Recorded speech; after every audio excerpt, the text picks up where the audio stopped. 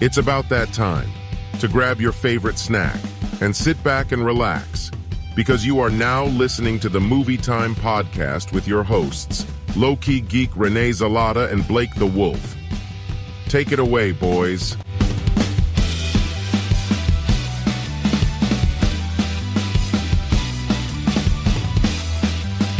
Hey, what's up, everybody?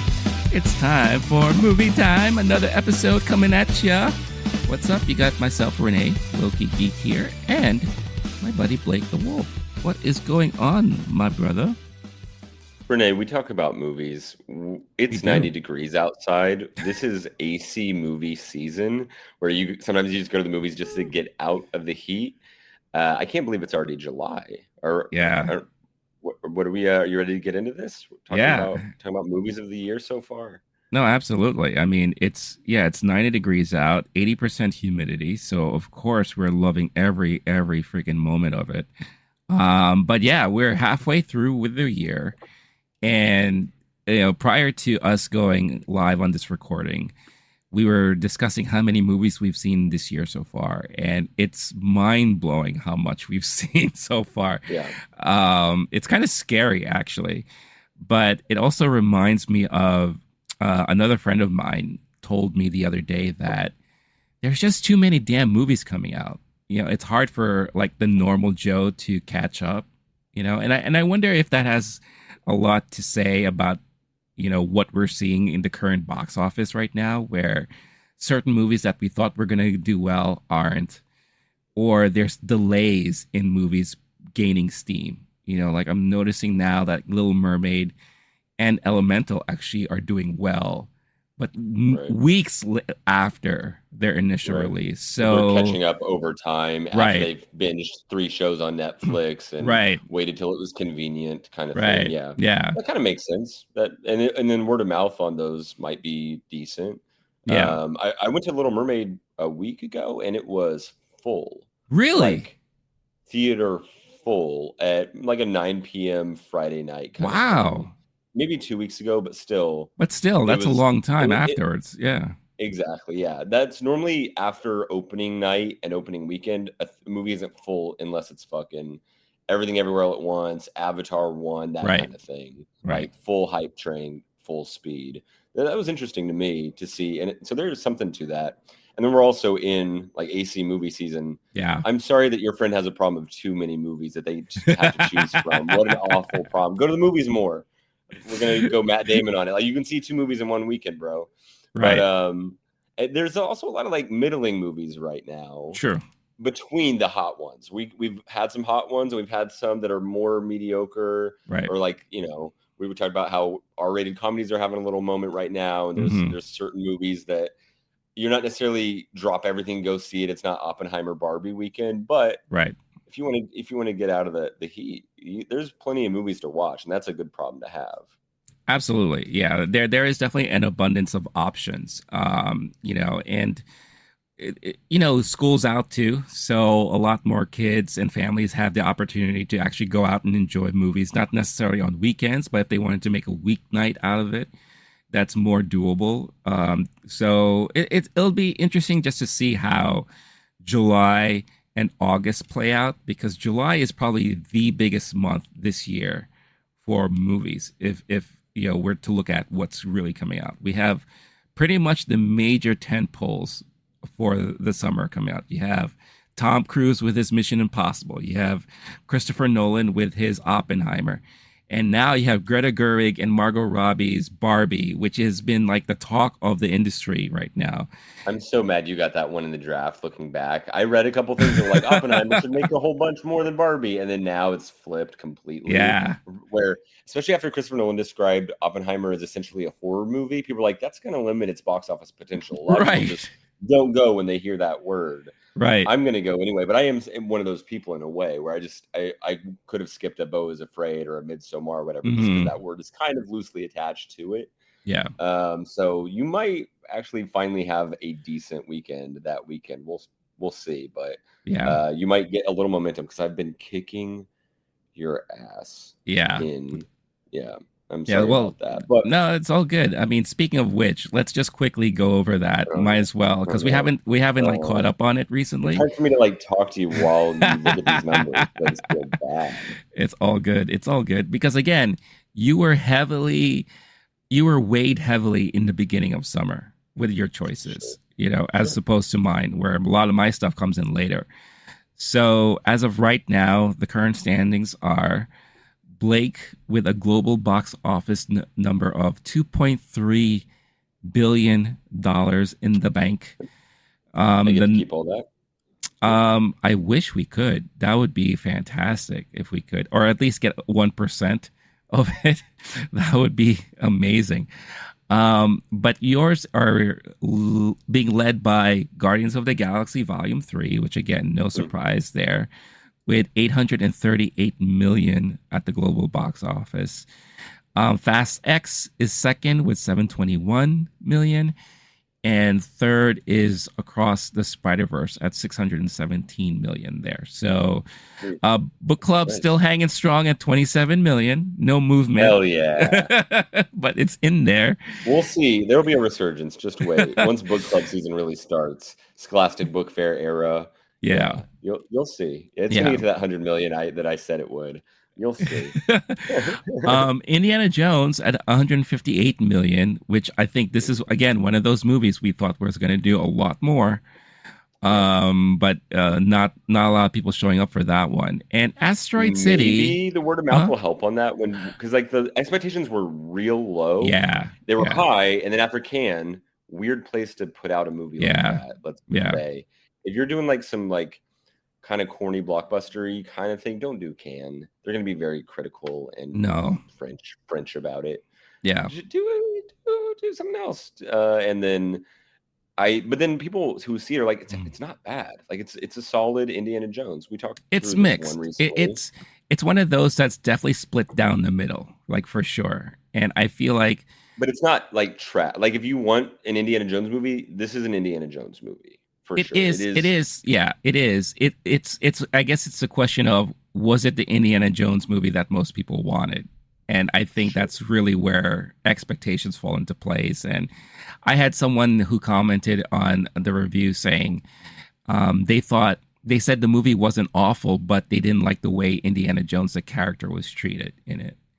So there's a lot of that criticism. Is part of the problem also. So unfortunately, only so much you can do there. But for 2023 Indiana Jones, anyway, we don't need to relitigate that whole conversation. Right. I'm glad we're going through this list because that's what we're talking about today.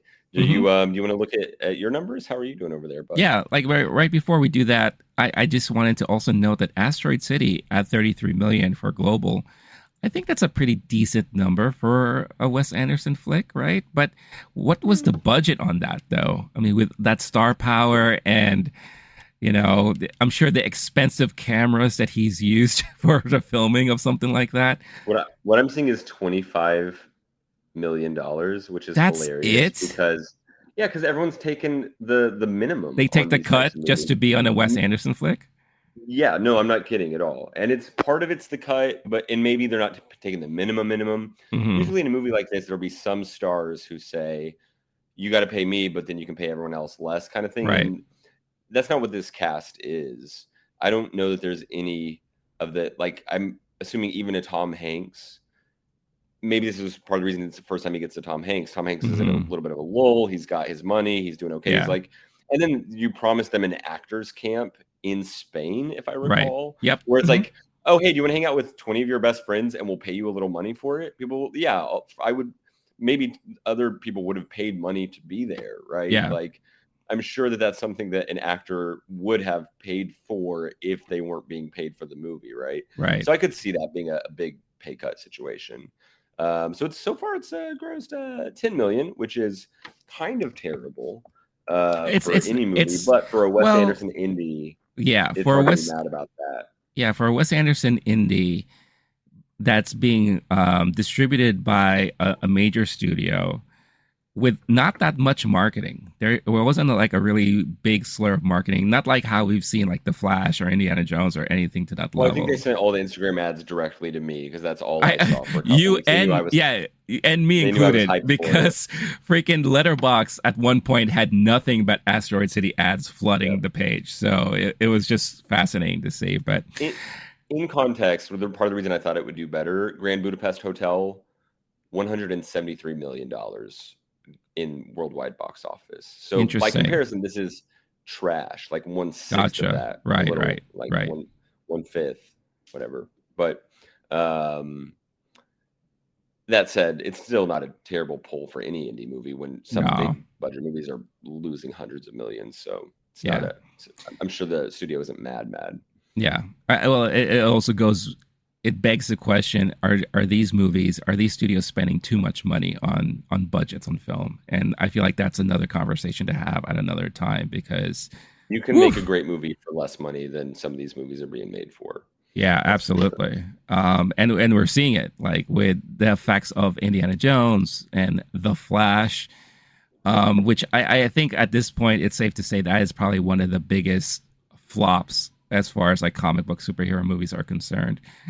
As we look at my list, because it did have The Flash on it, because I was expecting it to do gangbusters. It's only at 249 million globally. It just finally crossed over the 100 million mark this past week, which is really sad that it took that long to do so. But yeah, it doesn't get better from here usually. It's not like, the fifth week it'll really get another 100 mil. Yeah. I wonder what these numbers would be if we did the profitability of a movie, like if we subtracted budget from it. Right. Because there's some movies on here that would just really sink. Maybe that's a project for next year when we draft 2024. Yeah. No, I mean, I could say right now, I'm pretty sure my Flash option would be in the red dramatically at this point.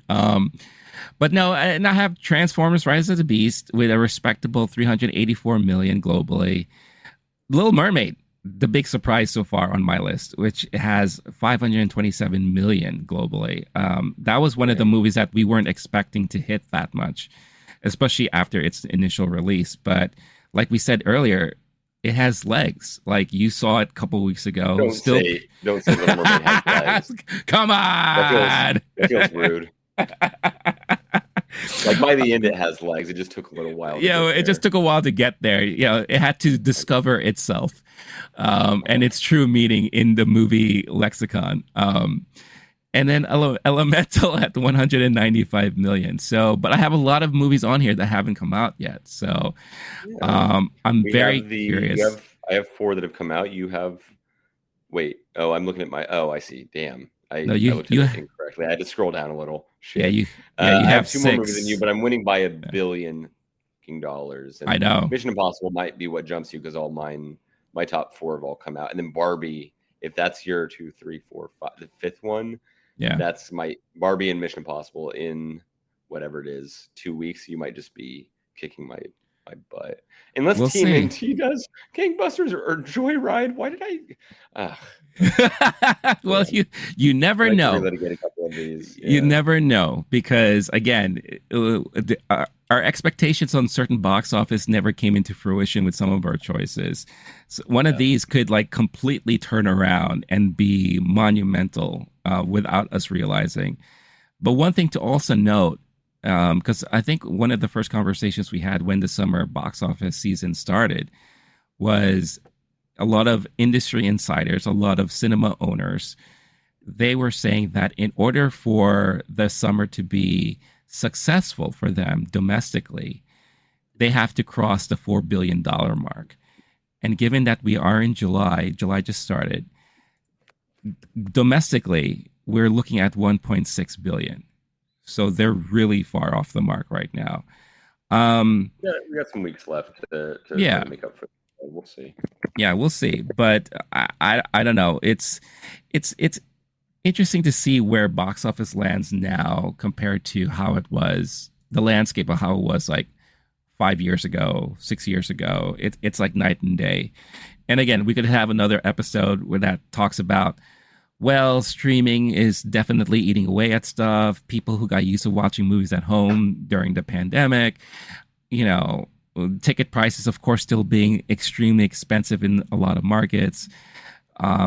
Maybe the abundance of movies coming out also play into the factor in there, because not everyone is like you and I.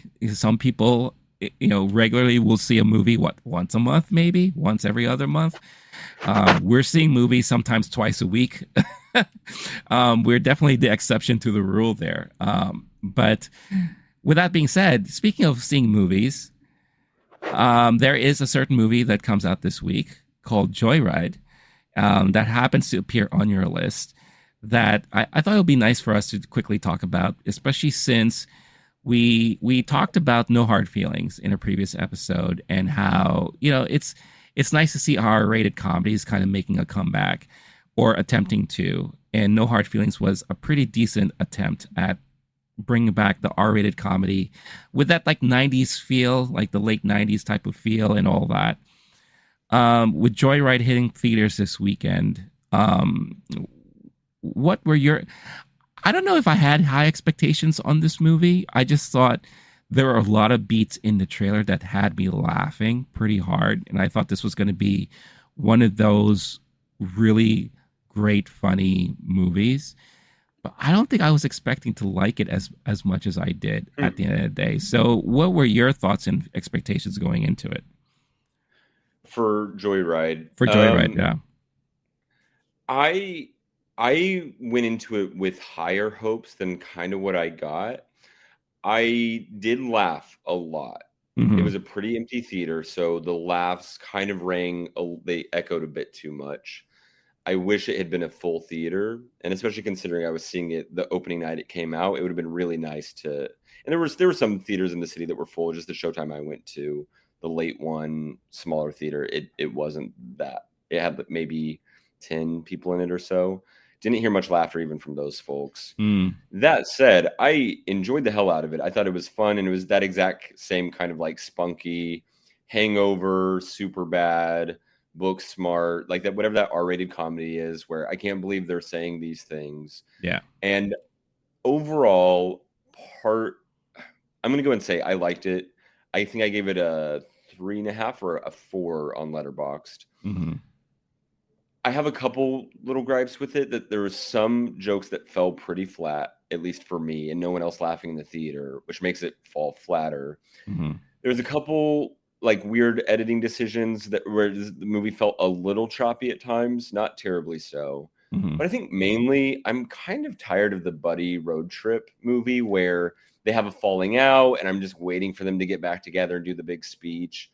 Maybe that's just the mood I was in, and there's sometimes where those hit me right. And maybe if I'm looking for that, you go through life experiences, and sometimes you're looking for certain storylines, and other times you're not. So maybe that's on me. But every beat of the plot was fairly predictable, even though the shenanigans were so wild.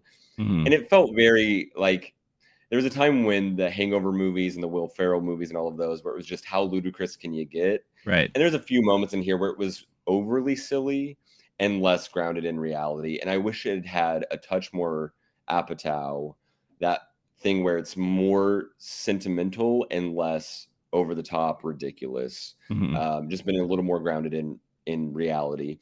But I'm not trying to say it didn't have that. There were some very touching moments. I even got emotional at a certain scene. Mm-hmm. So overall, I think it was a successful film. I did laugh a lot. And if you're making me laugh in the movie theater, that's going to help boost my view of it. Even like 3 or 4 chuckles. It's like, okay, that's for a comedy, especially in a mostly empty theater. That's tough to do. If it's not funny, it's not funny. This one was pretty fucking funny. Yeah. Just overall, I wish it had been a better overall piece of film work, and there was a couple things lacking that I think held it back from that for me. But still, I gave it 4 on Letterboxd. It's a good movie. I think part of the problem is my expectations were a little too high going into it. Okay. I like these types of movies often, and that's a problem that I have, where I want to love it even more. Did you already say your score? I didn't. No. I gave it a 5, dude. Wow. Yeah, I Mr. was. Never gives 5. You're the professor that's like, unless it's wow. I was 90% of the movie. I was in tears, whether I was laughing so hard or getting emotional during the emotional beats and all that. This was a movie that had it all for me, and I don't disagree. It is kind of a formula that we've already seen before, where you have your hangovers, you have your bridesmaids, you have like those type of movies where you got a group of friends who you may know well or may not know so well going through some sort of adventure together. And then by the end of it, they become besties or whatever the case is. They have the huge bonding moment. Plus you add in movies like I compared it to Road Trip and Euro Trip from the 90s because they are going on a road trip type of adventure and all in Asia. So you got that element in there where you have a culture that's being included. I think for me too, what really hit me hard was that these were not just women, but they were Asian women. And I don't think we've gotten that at all. So for me, that was very important and impactful to see that, yeah, it's not only white dudes that have to get themselves in these type of troubles. You got these Asian women who are, full on debauchery like hell. And it was just so refreshing to see them being so open and free like that, My theater was dying a lot throughout a lot of moments. How full was your theater? I would say like my theater was probably half full. Yeah, which is not bad, especially days, especially it was I actually saw it during a sneak preview that they did on a weekend. It was like a Saturday night, and it was a one showing only thing, a 7 p.m. on a Saturday night in Queens. I should have done that. At the Kaufman Studios. You know exactly where I go. But it's a movie that I personally don't think has a lot of hype going into it. And to see it half full, I was actually pretty surprised by that alone. Not a lot of Asians, so it was definitely more of it was a good place to see that rather than my theater. Yeah, but maybe not. That's interesting. Yeah, not a lot of Asians, but a lot of people were dying. But I think I laughed more. I was the one laughing the most when it comes to the more of the Asian centric jokes or the stereotypical stuff that they were poking fun at.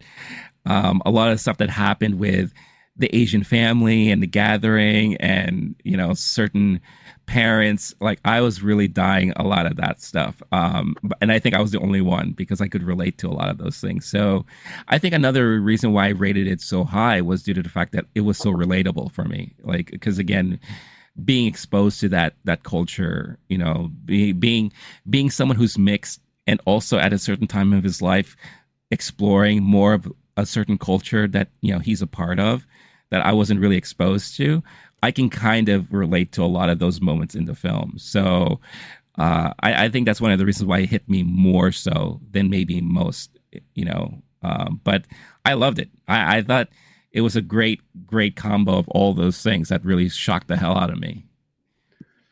Overall, I think on the representation thing and seeing a different type of story, we can't blame this movie that some of the tropes that it's leaning into are a little tired now. Yeah. When this movie wasn't going to be created by any studio in America. However, like if we recall, Bridesmaids was revolutionary because what people would say was women can't be the stars of comedies because women aren't funny. Like that's not very far in our rearview mirror. And I know there's people on Twitter right now saying that, and probably in threads any minute now it'll be a trending topic of people just trying to say some wild shit about that.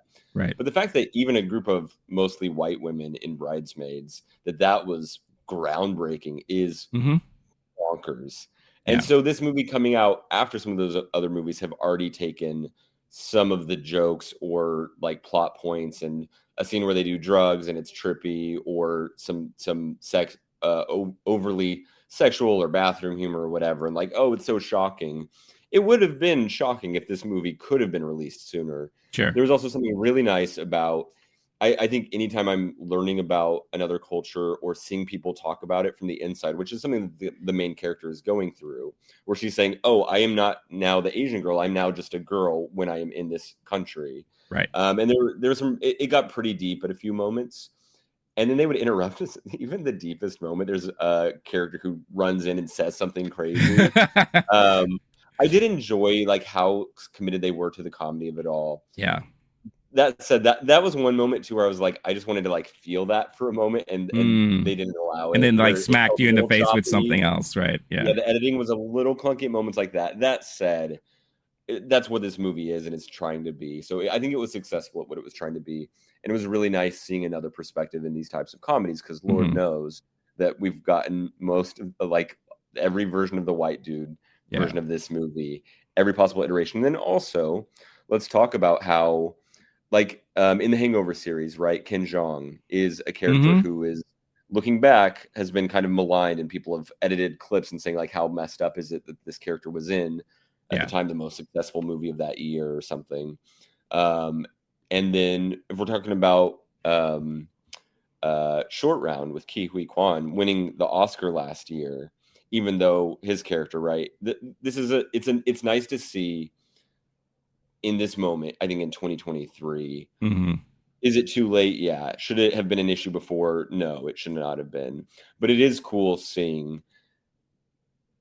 I honestly love the cast. I thought they each did a great job. Yeah. And there's a couple moments early on I'm going like, okay, I haven't seen this person before. I don't know who they are. And then by the end, each member of the cast won me over, as at least for what they were cast to do. Yeah. Some of the characters more ridiculous than others.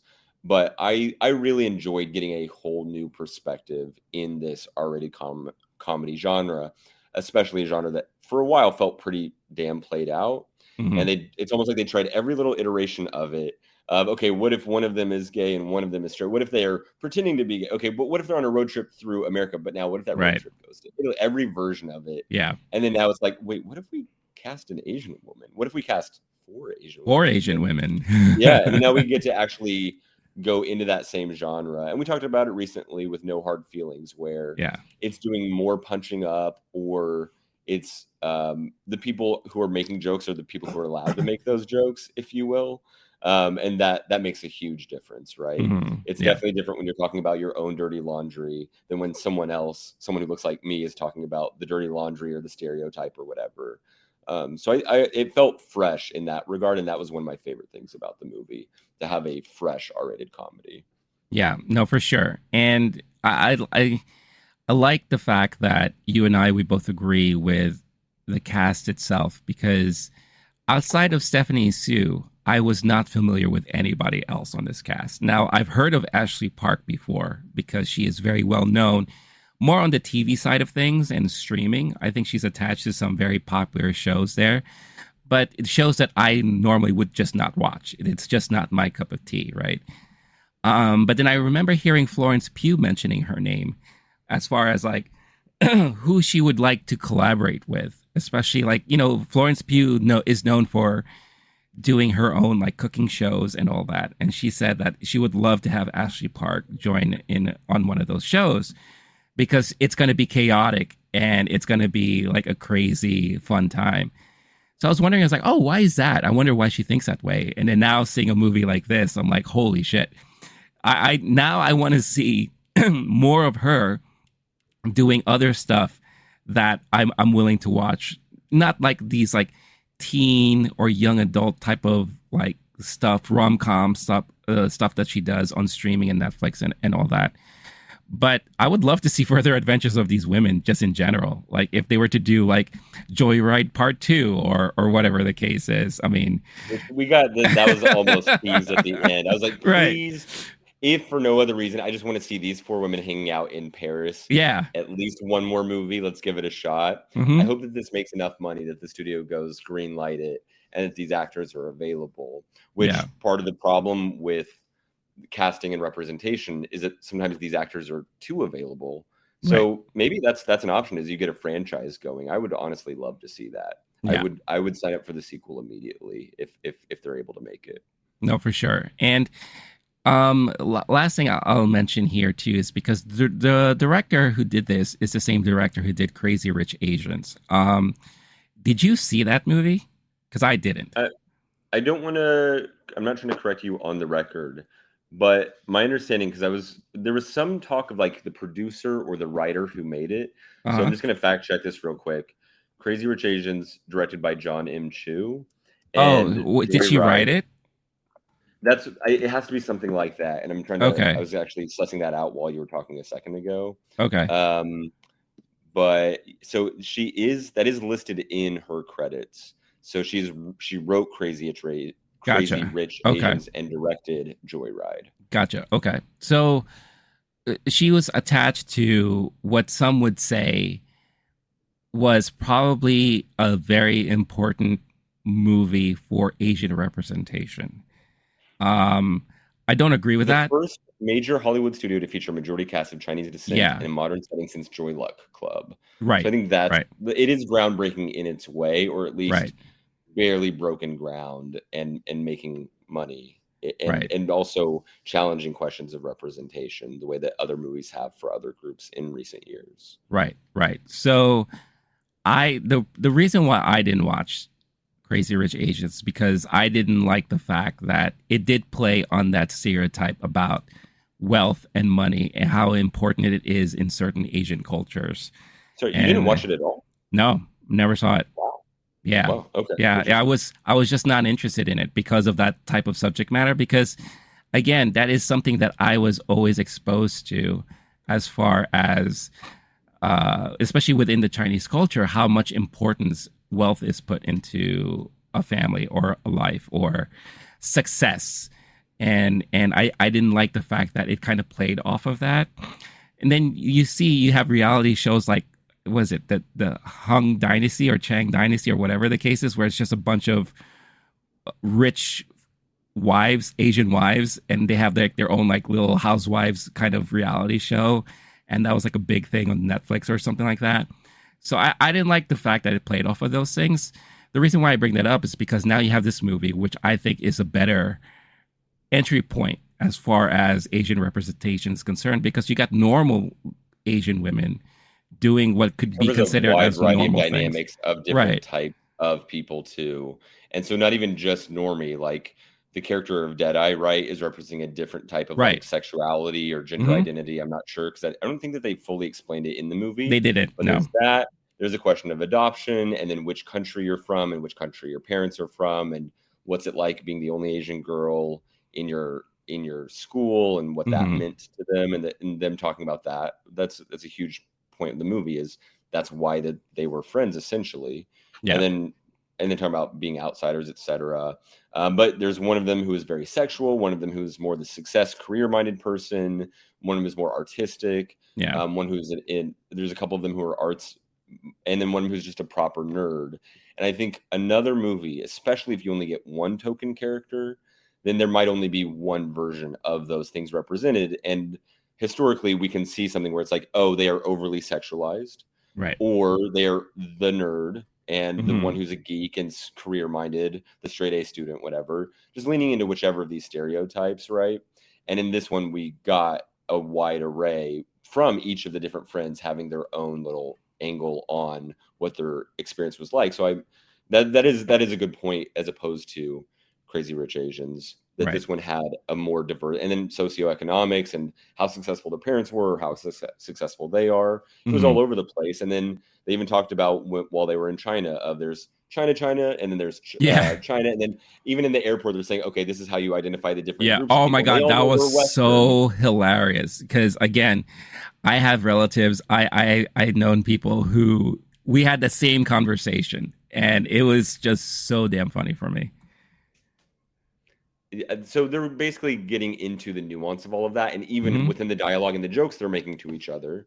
That was nice to see, and it makes it for a more interesting cast, or like when you have the different moving parts and how they interact with each other, it makes it for more dynamic relationships between the people who come from different backgrounds and can talk to each other similarly and have similar experiences, but also have some differences. So I think that adds a a dynamic to it that Crazy Rich Asians didn't have. Right. Yeah. But you did you see it? Yeah. Okay. Like, did you think it was funny? I don't know what your thought on the movie was. So yeah, we weren't doing this back then. Yeah. One thing I'll say is I think a lot of people are hard, and this is, I think, partially my white privilege speaking.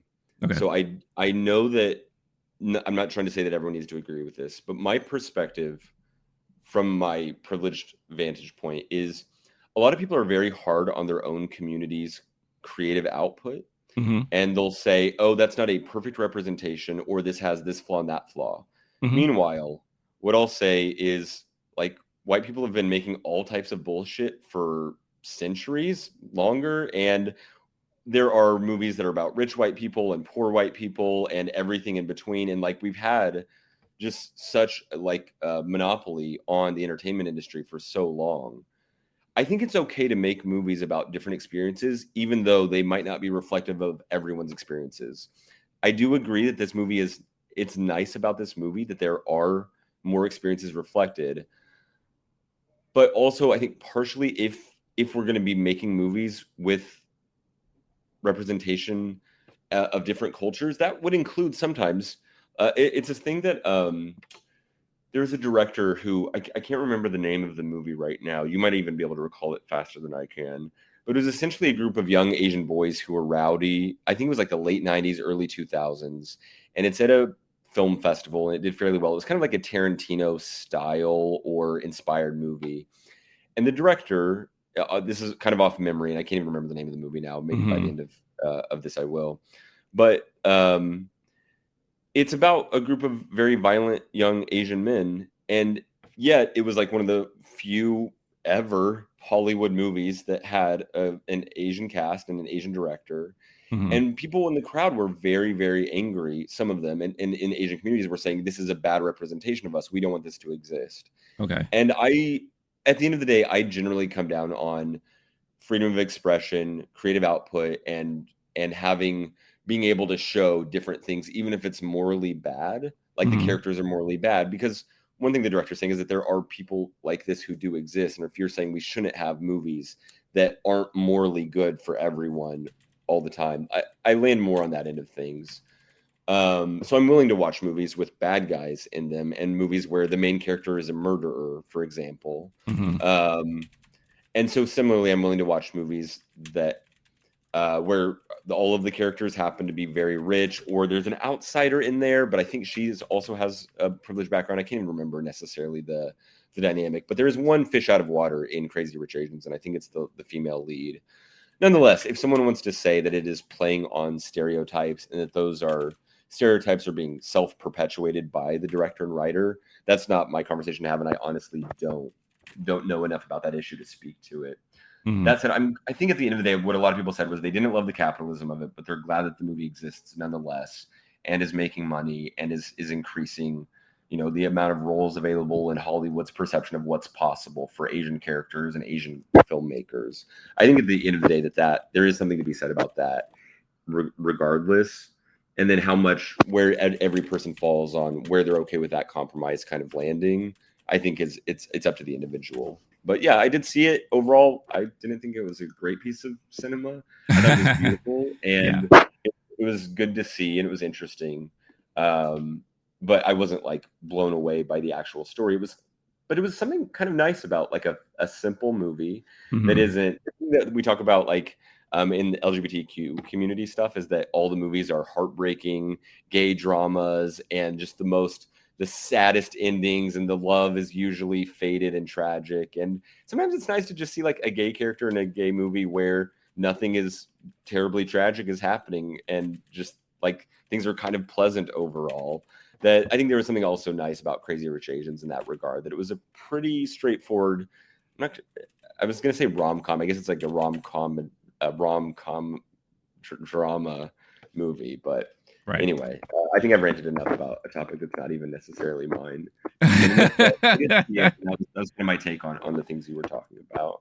Gotcha. Okay. Yeah, no, I was just curious because, again, a lot of people that I know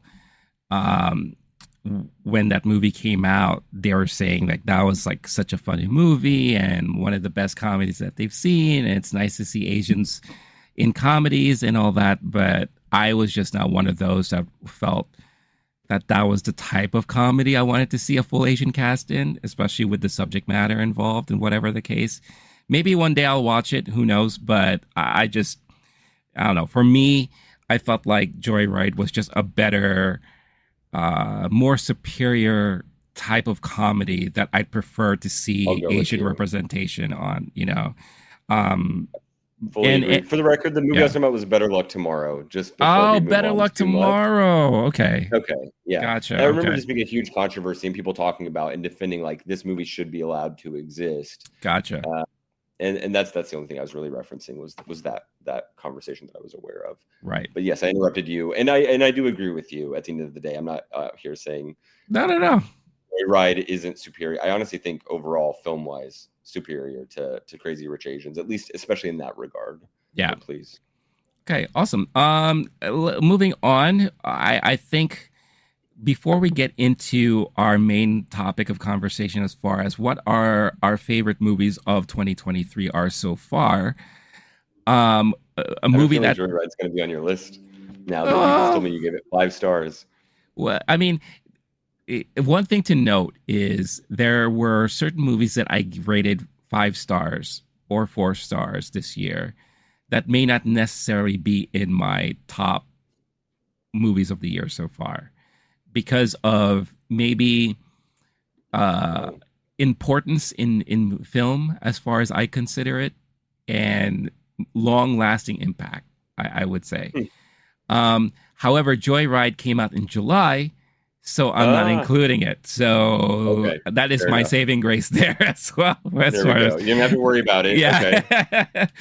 Also, but yeah, when you rank a movie, you're doing it based on just your enjoyment of the experience, like in the theater or your first time watching it, and you're not including those other things like how great it is or artistic merit and longevity or whatever. I include all of that stuff. It's just there are certain things that may hit me later on, and if it does, then I actually go back and readjust my rating based off of my feeling, which I know a lot of people don't do.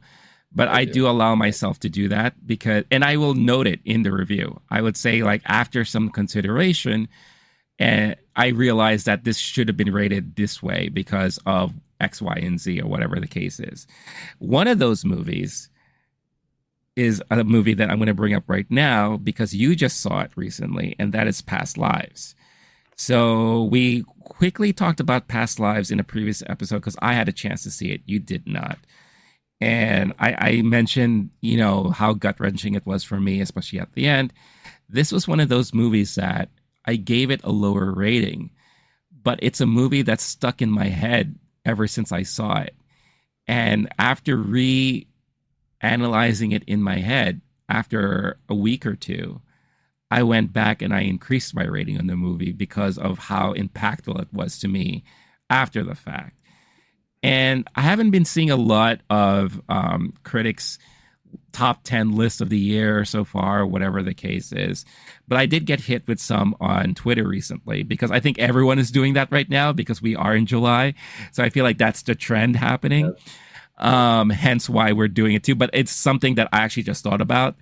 A lot of people have included this in their top 10 list so far of the year. So I realize that I'm not surprised by that, but I'm curious as to, because you just saw it recently, what your thoughts on, just quick thoughts on the movie itself and how it may have affected your list of 2023.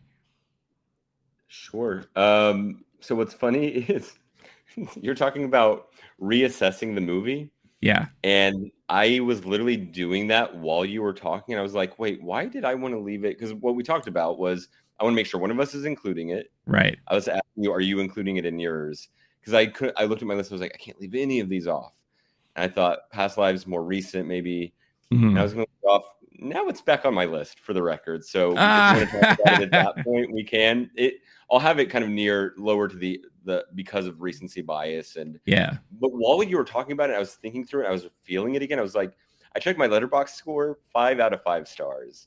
for whatever reason, I was kind of like downplaying it in my memory. I don't love the more drama, gut-wrenching, but there was something really beautiful and subtle about it that you're right is impacting me on when I'm looking back at it more than it did in the theater. And apparently in the theater, I gave it 5 out of 5 stars after that experience. So it's back on the list, and I'm gonna have to drop something. It'll be tough. Well, we'll give you some time to readjust your list and all that. But for that particular movie, for Past Lives, I did give it a 4 initially, and then again, after a week or two of me just constantly thinking about it and reanalyzing the impact it left in my mind, I went back and I had to increase it to 5 because it's just one of those movies that, it was subtle, brilliantly done, but just the impact on the subject matter alone really, really got me. And I keep thinking back again to how the movie ended. And that last scene, now that you've seen it, we can just quickly talk about it. How they're finally saying their goodbyes. And it was just like, oh, if it was another life, maybe things would have been different. And they kind of just like shrug it off and leave it that way. And as she's doing her, walk back to the apartment, you think, oh, she's in a place where she can just let it go and everything's okay. And then the minute she sees her husband, bam, she breaks down. And I was just like, what? Like, you're going to do that to me right now? But that's the feeling that I had. It's like, how can you be okay with that? And you realize that, she wasn't. And, it just all flooded out. And to end the movie that way, I just thought was so gut-wrenching. So that particular scene has stayed in my mind like this whole time. And because of that, I had to reanalyze and reevaluate my feeling of the movie. I want to see more people do a pairing of movies that are tonally opposite. And I'm not saying it's just because of the Asian thing, but like the fact that it was mainly Asian cast, or I guess with Past Lives, it's 2 of the 3 main actors, right? But it is an Asian storyline. But I want to see a pairing with Joyride and Past Lives, because we've got woman moves to America at very young age and is encountering destiny and what she's supposed to be doing with her life, and has she been wasting her time, and questions like that. That's, even though tonally, like, one I laughed the whole time, the other one I cried the whole time. Right. But I enjoyed that aspect of both movies. I think Past Lives, it is one of those. Someone asked me, like, what did it say to you? Like, did it speak to you where you're at in life, relationships, what you think about love? And for me, it was essentially, it was more Rorschach than that. It's essentially whatever you're bringing to the movie. Sure. And it's difficult for movies to do this, but if you're dealing with heartbreak, love, you've divorced, you're in love with your wife, whatever version of it might be, it can speak to that, because it's asking the question essentially of, do we believe in love as destiny? Do we believe in love as I make this choice and this daily commitment? And these are questions that people ask when they're making relationship decisions of, oh, I'm inspired by this person. Should I cheat? Should I leave my husband to be with the person who has my passion right now? Should you be passionately in love with your spouse every day for the rest of your life? Or is it more of a grind than that? Yeah. And I think at the end of the day, it's not really making a case one way or the other. It's not the movie where everyone's going to leave with the same conclusion. It's just kind of saying, like, these are all options. And I do think, and maybe this is my bias, I do think that the movie, some folks, someone I was talking to was acting like, what's it called? Anyeon? The word that they're using for the Korean concept. Oh, the Korean concept of, what was it? It's essentially something related to reincarnation, where you've met someone in a past life and you have experiences with them. And if it's your spouse, then you have, I think it was 8,000 layers or levels of it. And the person was acting like the movie believes in that concept. And I'm not sure that that's true. It is a concept that the movie is dealing with. And in a way, they are dealing with it as if it's something that they believe in. But then there's other times during the movie where they're saying, yeah, it's just a thing that somebody says to seduce somebody else. Or they're playing with it like, well, what do you think the past lives would have been? And that was one of my favorite scenes, is in the bar. The husband is there. can't understand that the language that the other two characters are speaking, and he's just sitting there, and it was kind of tense and kind of beautiful and funny and tragic all at the same time. Oh yeah.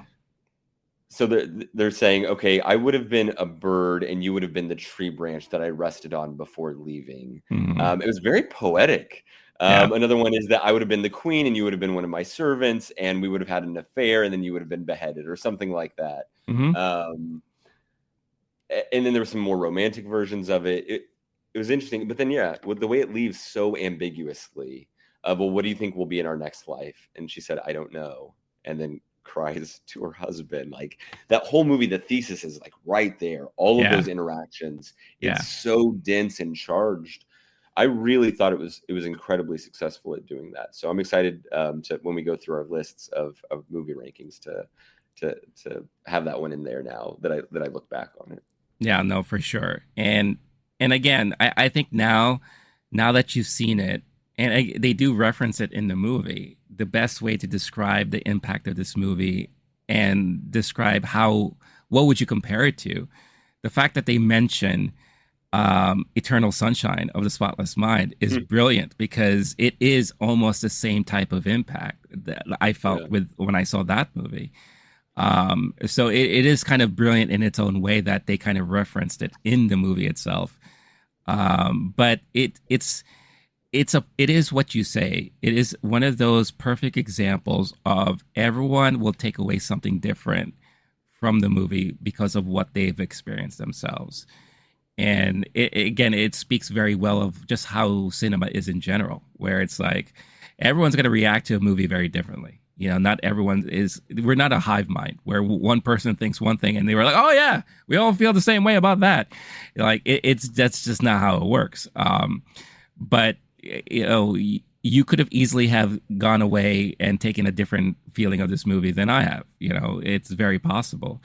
And maybe to a certain point that is true too. But I think overall, we both agree about the same sentiments within this movie. And just, yes, it's very poetic, but it's also very heartbreaking when you see certain moments. Like again, that bar scene. I love the fact that the movie started with that bar scene, and how you had a point of view from a different couple looking at these guys talking to each other, with the husband just sitting there looking very like lost and abandoned, while the other two are in deep conversation. And you have an opinion from another party of what's the story behind these people? What do you think they're talking about? What do you think are those two a couple, or is the other two a couple, or are they just friends? And the way that the main actress just looks over and stares into the camera and kind of just like invites you, well, here's the story. Bam. And then we just go into it like that. It's just so brilliant how they did it. And then we get to live out the moment in the bar and see exactly what they were talking about and all that. And yeah, it was not only beautiful, but thinking of Homeboy sitting over there being cockholded, it's just like, it's like, oh my God. Conversationally cuckolded. Conversationally, yeah. It wasn't actually. Yeah, conversationally. Okay. Yeah, but still, I mean, I've been in situations like that, you know, and it's not fun. But you know, again, it's all based on experience, and yeah, it's going to be interesting to see now that you've reevaluated stuff, and now that you've re-included it on your list. It'll be interesting to see where all that plays out. So, I'm gonna let you introduce the topic. Okay? Yeah, of course. Yeah, just go for it. Yeah, we're segueing, right? We are segueing. So go off. Yeah, we are now in July. And I'm trying to think if we did this last year or not. I think we did, but we didn't really make a big deal out of it.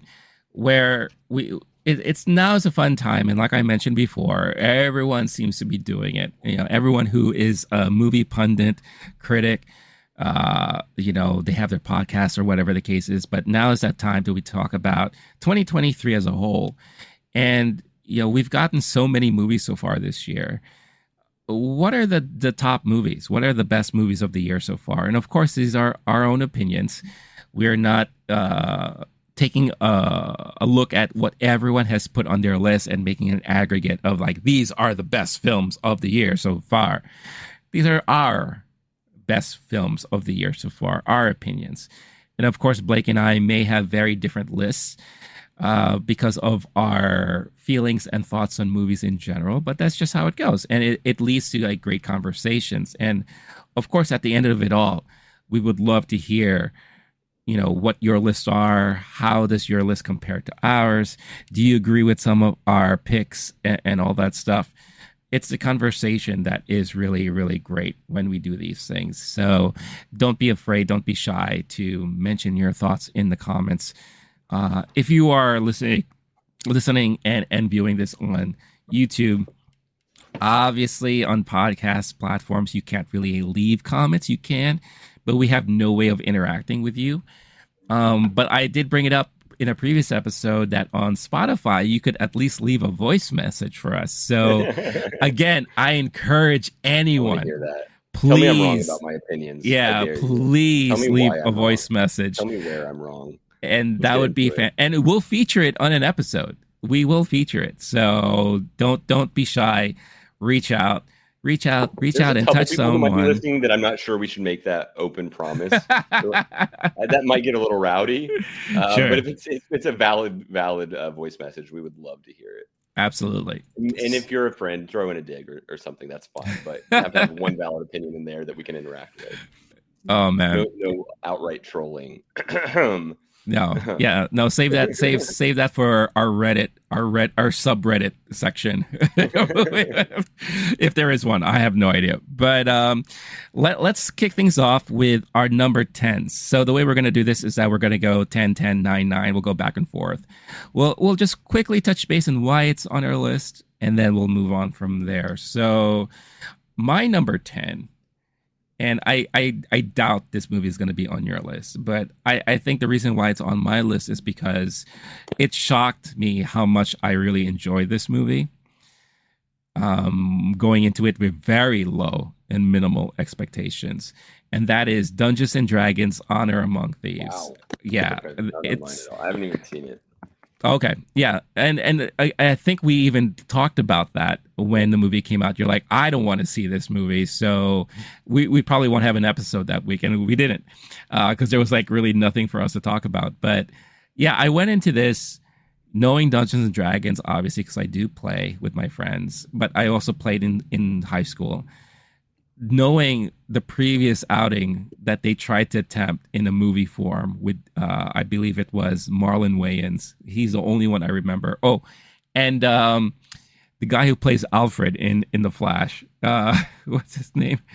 He does a lot of like these, like he finds himself in Jeremy Irons. Jeremy Irons? Yeah, Jeremy Irons, who acted his ass off in Dungeons and Dragons, that original movie. But the movie was shit. That movie was just terrible.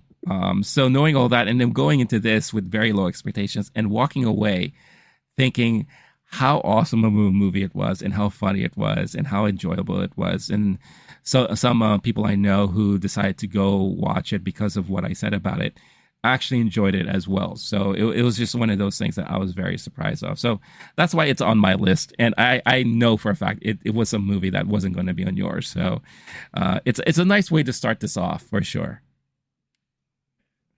Yep, good call. I think mine won't be on your list either, the way you talked about it. But my 10 is Sisu, which I don't think I need to say much more than it's got some good Nazi killing. Love that. It's action-packed. It felt like practical effects, and at the very least was like an indie and international film about an old man getting revenge on Nazis. And I love all of those things. So I know it was overly anticipated by a lot of folks, and some people were disappointed. I think you're among them. I was still I very much enjoyed the movie for those aspects of it, and wish there were more movies like it. So that's why Sisu made my 10 spot. Good choice. I love that. Huge surprise. Sisu is my number 9. So okay. Yeah. So yeah, even though I was a little disappointed because I do feel like the trailers showed too much. And I didn't like the way that they were promoting it, saying that it's the John Wick, but of, World War II. World War II in Yeah. Finland and all that. I didn't see it that way, but when I analyzed it and I realized, no, this is more like a Rambo. This is more like a throwback to like those old school action movies that I grew up watching. The minute I started thinking of it that way, I was like, oh, this was actually a very well done movie. And you're right, it did feel very raw, very practical, which is not something we get anymore these days. And it was simple. When you really think about it, very simple movie, and it played out that way, and I enjoyed it for that. So that is why for me personally it's my number 9. So there you go. Big surprise. Okay. Good call. My 9. Now I'm just gonna keep saying this until it's not true. Until it's true.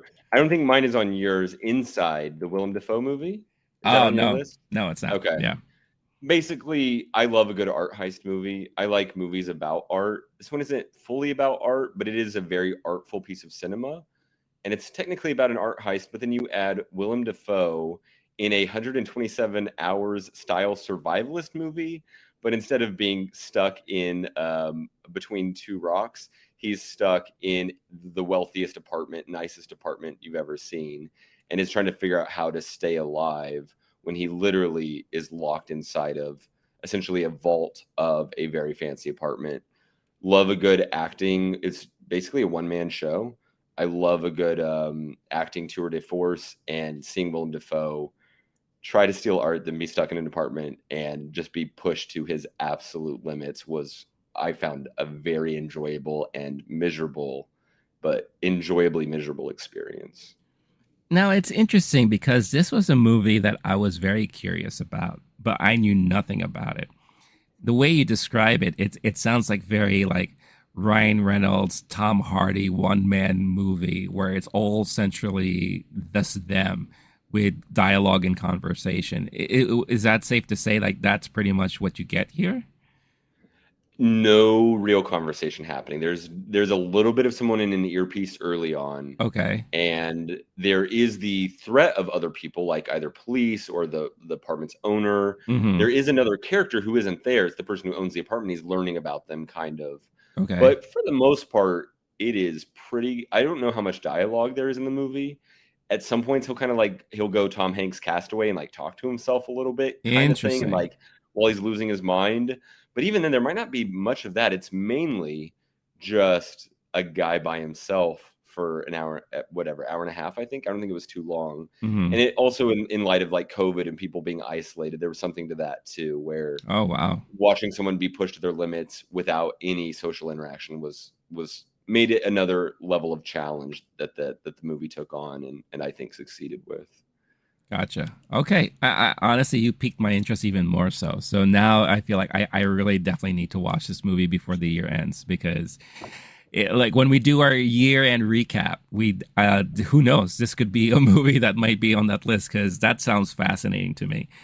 I have a feeling some of the Oscar movies in December and some Oppenheimer type stuff might push this one down. Maybe some Barbie. Of course, yeah. Once we get to the top few, I feel like some of them are solidly going to be there. Yeah. Inside though, it is one of those, especially if I rewatch it and revisit it, it has a special place in my heart, mm-hmm. and especially since like I saw it essentially by myself in a theater, which made it a doubly interesting experience of just being alone in a giant room. You two were isolated in a glass box of emotion while watching it.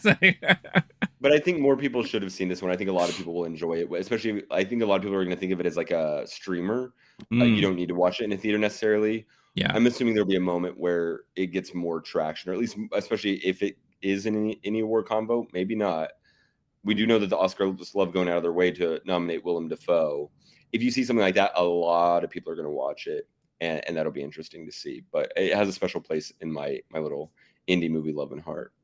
Awesome. Okay. No, that's good to know. And again, thank you for talking about it because now I am very curious. Moving on to number 8. Number 8, I again, it's funny that I put it here because it does kind of relate to my number 9, and that's John Wick 4. So John Wick 4 was definitely one of those I was expecting to like this movie, and I liked it, and liked it even more so than I was expecting. It was just one of those action tour de force type of movies that I was just very, very thrilled and excited to see. And I loved when we talked about it too, where it was just like it's some of the best shot action sequences that we've seen. And even to this day, I'll never forget the top down view of him going ham with the shotgun going room to room and all that, and how it even plays like a damn video game. And I was just like, this is fucking fantastic. And then that crazy ass stair sequence that just never ended. It was just like I shouldn't be liking it as much as I should, and it is just fantastic. So yeah, I had to put that on my list as one of the best of the year for me so far. I'm not going to say anything because all I'll say is I'm shocked by how low it is on your list, because we'll get to it later for me, and I'll save my comments until then. So I don't know if you want to jump up to your 7th spot, or do a flipperoo. It's up to you. What was your number? Wait, I'm sorry. Actually, you're right. Mine is later. I'll get to it later, and then we can. Yeah. Okay. My number 8, which we just talked about a bunch, is Past Lives. Okay. Beautiful, poignant, softer than I realized it would be. I was expecting, for what it's worth, I went into it expecting to just weep the entire time. The way people talked about how devastating it is, it's quietly devastating, which that's part of what made it age better for me. Yeah. Some movies, it's very in your face how sad and tragic it is, and this one has that to a degree, but there's something deeper happening under the surface for this one, and it's more of a slow burn. So I would recommend it to people, even if they're afraid of, I'm going to go and it's going to be a tearjerker so hard. It has that, but it's much quieter and softer and simpler than that at the same time. It's not hitting you over the head with it, right? With the tragedy. Yeah. If anything, it does a really great job at allowing you to really invest in these characters, and really trying to understand more so where they're coming from than the bond themselves that they had themselves. Because when they finally do address it, then it's very believable. And you're like, okay, I can kind of understand why this is happening the way it's happening. So yeah, no, I'm glad you have it back on your list. So it's great that you were able to address it that way. I'm glad we talked about it. Yeah. Yeah. It's one of the nice things about what we do here is getting to look at things that we'd enjoyed before, but in a new light. No, absolutely. Moving on to number 7. This is, again, in a year where we've seen tons of disappointment when it comes to superhero movies, comic book movies. And not just only this year, but in years past, I feel like the genre in general has been suffering. A movie comes out that the expectations were high, and I felt like it definitely met and exceeded it, and that was Guardians of the Galaxy Volume 3. It was like the perfect closeout to the James Gunn Marvel series that he helped start. And it was emotional, very well directed, well written. The characters that we pretty much saw grow up in front of our eyes, and how we've loved them ever since they were introduced to us, how their arcs together kind of came to the conclusion. I thought it was just beautifully done and very enjoyable. Great villain, which we don't get to see a lot these days. And just overall, like a fantastic movie, and a very entertaining thing to watch in theaters. I mentioned it to you that I rewatched it again in theaters recently, and it still had that same impact after a second viewing, after so many weeks later. So yeah, I really, really enjoyed this movie. So it's definitely one of my favorites of the year so far. I love that for you. I'm not surprised it's on your list. I did not put it on mine. There's a version where I relitigate my list, and it is on there. Sure. I remember really enjoying it. It's just not the kind of movie that I'm gonna give more shine to on on a top 10 list.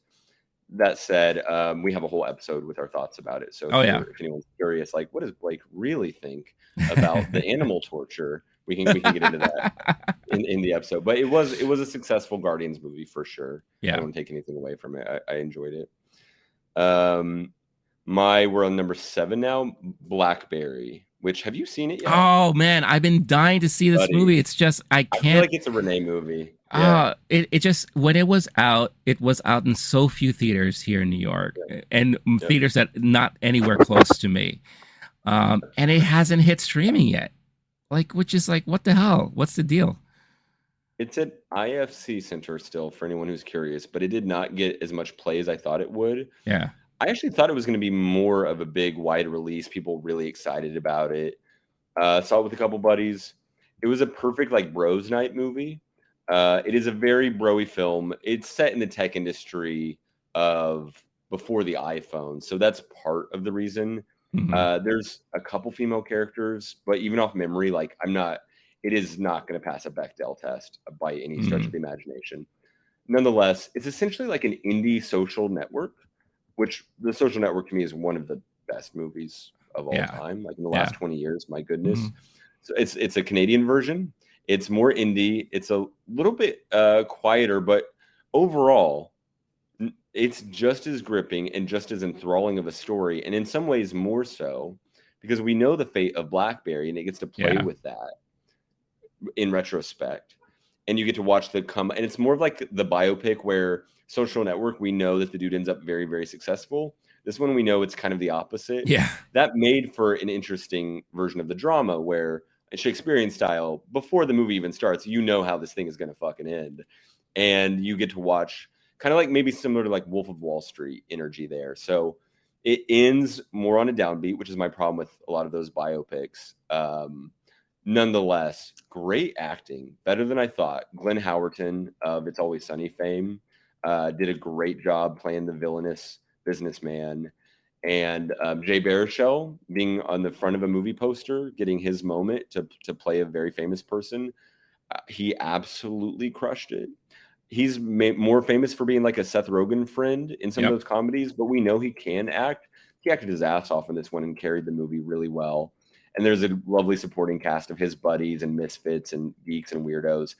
There's a couple things in the movie where it's a very Renee movie. They do movie night, and there's a dude who's obsessed with like Goonies and Indiana Jones. I'm not actually, now that I think about it, there's a Renee character in the fucking movie. Yes. Who happens to be like a tech nerd, and the way his character, the fate of his character, I won't say. I'll let you discover that for yourself, but very enjoyable watch and very, very gripping. High quality drama, but also not like as high stakes as Wolf of Wall Street or Social Network, which made it funner in a certain way. Yeah, again, when I heard about this movie coming out, it definitely was a movie that I wanted to see, but it's just circumstantial. I just have not been able to see it, and I have seen this movie pop up on some people's top 10 lists of the year so far, and it kills me. Because, this is one of the things I don't understand sometimes when it comes to streaming, because even to this day, I can't see After Sun yet. It's not available on any streaming service. I don't even think it's available on video on demand, or if it is, it's like at a very expensive price still. And I just don't understand, like, what is the reasoning behind this? Are they really still trying to make bank at the box office? I mean, at this point, if you have one theater in a major metropolitan city showing it, I don't see how much money they're making really off of it. Wouldn't you rather get more eyes invested in watching it? It's just one of those things I really don't understand. But the minute I have a moment, an opportunity to go see it, I'm definitely going to check it out, because I'm very interested in it. And the fact knowing that there is a me character in there, hell yeah, I definitely want to check that out. For the record, it's available to stream. It is, but it's available to rent. It might only be purchase. I can pull that up, but it is definitely available online for sure. It's like a Canadian production, and I think it's one of those like a lot of European movies you'll see like funded by the Canadian government, whatever. Sure. There might be some weird licensing rule there about where it's allowed to go and where it's not, because it's not the typical it's DC, so it's going to go to HBO type of deal. Right. But regardless, if it is purchase only, it'll be worth keep an eye out for it. Yeah. Once you can see it reasonably, whatever the budget or free streaming wherever, it's a worthwhile watch. Absolutely. I think it's another one of those you don't have to see it in theaters. It might have if this was like a pandemic year, it's the kind of thing a lot of people would see and really enjoy and be surprised by. Okay, I'll keep an eye out. Or maybe it's one of those things where I wonder if it's streaming on like Canadian Netflix. You know, Yeah, I don't know how that works. Because that would be fascinating to find out. Because there is a way to kind of VPN into Canada and kind of open Netflix, and then look, we have BlackBerry. I don't know. It's something to investigate later on for sure. But that's awesome. I love the fact that it's on your list there. Cool. Moving on to number 6, a movie we briefly talked about earlier in this episode. My number 6 is Asteroid City. Wes Anderson's Asteroid City. I really, really enjoyed this movie. I thought it was definitely well done. It is definitely a Wes Anderson movie. That is probably if people were to, in 10 years from now, go back in time and maybe think of what are some of the defining films of Wes Anderson, I have a feeling this is going to be one of them, because it is definitely a very Wes Anderson type of film. But I just love how the ensemble cast, how well the chemistry was there, how well the acting was, the cinematography, all that good stuff. It was just definitely for me. It is not getting great reviews from other people who are big Wes Anderson fans. I think a lot of people didn't appreciate it as much as we did. But that being said, I loved it. And so that's why it's definitely number 6 on my list. Speaking of it not getting much love from fans, it's not on my top 10. And see, that's interesting. I moved it off for past lives when I kind of rethought through it. I am also having like a little bit of an existential crisis about this movie, the way that Wes Anderson was when making it. At the end of the day, if I'm being fully honest, it's probably in my top 10 list. There's a couple of these that might not be, but at the end of the day, the ones where I'm pleasantly surprised by them are going to get more love for me on a list like this, rather than the one where, oh yeah, I thought it would be great and it was pretty great. And I rewatched it as part of the problem, and I hoped I would love it a lot more. And I'm not trying to say anything negative about the movie. It is a very successful Wes Anderson movie. It was very good. I loved it. I rewatched it and I didn't love it more, and I thought I would. I thought I would be really deeply like, oh, I get it now, and it would have more burn on the second watch. It was kind of the opposite, where I was even more bored. Whereas the first time I saw it with a friend, and they were like, why was it slow here? What was it even trying to say? It was kind of a waste of time. And I was making a whole case against that.